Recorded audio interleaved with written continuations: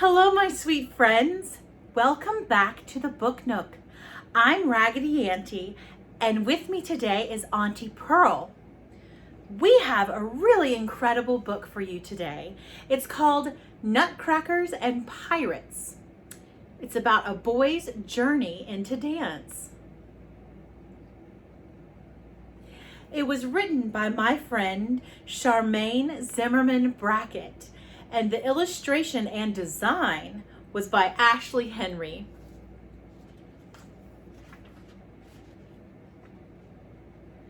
In the cover page in the dedication, Charmain says, "The book is dedicated to all the male dancers out there who followed their passions and dreams for being on stage instead of letting people talk them out of it.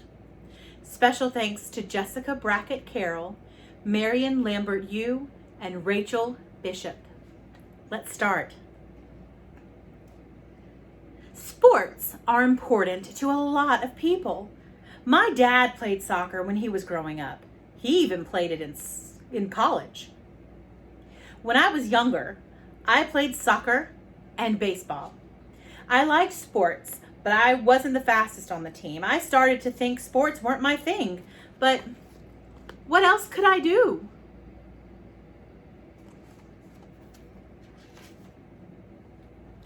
I have two sisters. They never played soccer or baseball. They liked to dance. They danced on stage and wore costumes. Some people might think dance is just for girls, but it's more than that. Dance is for everyone. Boys can dance too.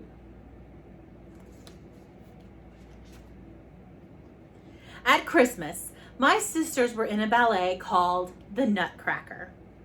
I was 6 when I saw my first Nutcracker ballet.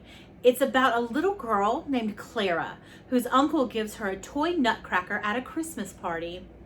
It's ugly, but she likes it. Her brother breaks it, and it makes her sad. But her uncle fixes it. Later that night, after everyone has gone to sleep, she sneaks out to the tree where she left it. All of a sudden, the Christmas tree begins to grow. Big, scary mice surround Clara. Then she sees her Nutcracker is taller than she is. He's alive and leading a group of toy soldiers to save them all from the mice. He saves Clara, but the Mouse King hurts him. When Clara goes to help the Nutcracker, she finds that he has been turned into a prince. It starts to snow. They travel through the snow to a place called the Land of the Sweets, where she meets all kinds of dancers, including the Sugar Plum Fairy and her Cavalier. They dance together. He picks her up a lot, and at the end, the Cavalier holds her above his head as he walks around the stage to the music. When I saw this for the first time, I turned to my mother. "He's strong. I want to do that," I told her. She smiled and nodded.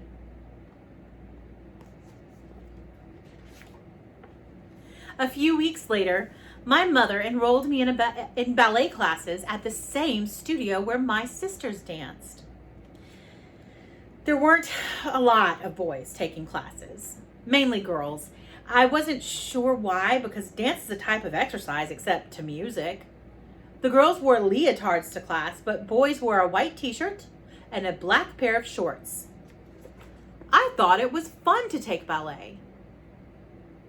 And in the picture, we see a lot of ballerinas with their leotards on, and female ballerinas with their leotards on. And our protagonist, our main character, is up front with his shorts and white t-shirt.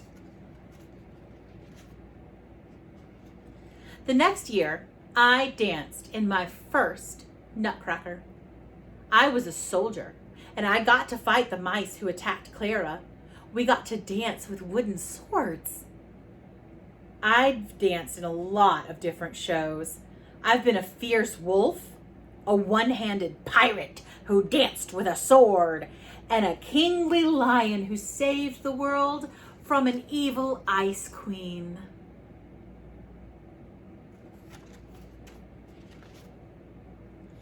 I also learned more about dance in other countries. People dance for many reasons, and the biggest one is to celebrate. It's not just women who dance, men dance too. One of the dances in the Nutcracker is sometimes called Russian. It's one of my favorites. It's often based on the Cossack dance from the Ukraine. They danced it more than 500 years ago after men returned from battle. Some of the movements include kicks and jumps.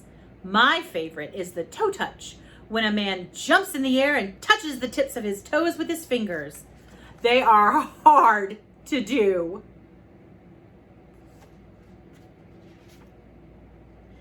In the United States, dance is an important part of Native American culture, and for hundreds of years, men have danced to tell stories or to celebrate. The costumes they wear depend on their different tribes, but many of them use bird feathers, beads, and bells on their clothes. Sometimes they dance with props such as hoops, and when they do war dances, they dance with spears and shields. They also have sacred dances. Native Americans continue to keep their traditions alive and hold competitions at powwows.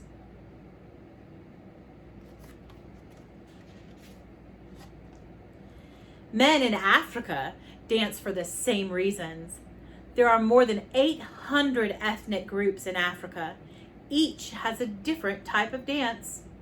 They use dance to mark important times in people's lives and celebrate their births and deaths. One group, called the Maasai, has a jumping dance to show a boy is becoming a man. They perform this dance during a 10-day ceremony. They try to jump as high as they can while keeping their entire body straight. It proves their strength and stamina as warriors.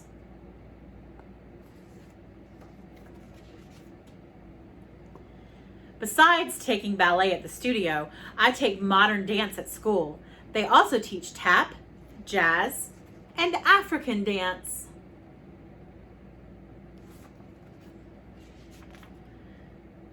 At my school, we even have a class just for the guys. Sometimes we throw some breakdance moves into the pieces we work on. That's fun. I like breakdance a lot.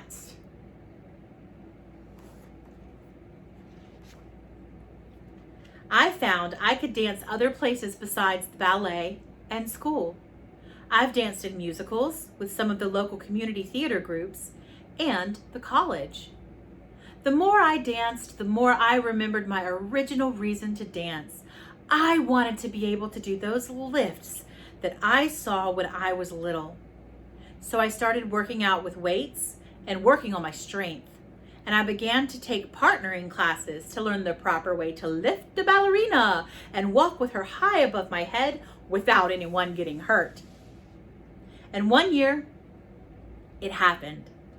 I was cast as the Cavalier in the Nutcracker, and I did get to lift the Sugar Plum Fairy high over my head and walk around the stage with her.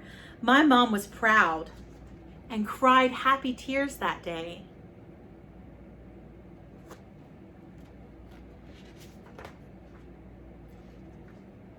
This book was about a real young man named Jeremy Brackett. He started dancing at the age of 6.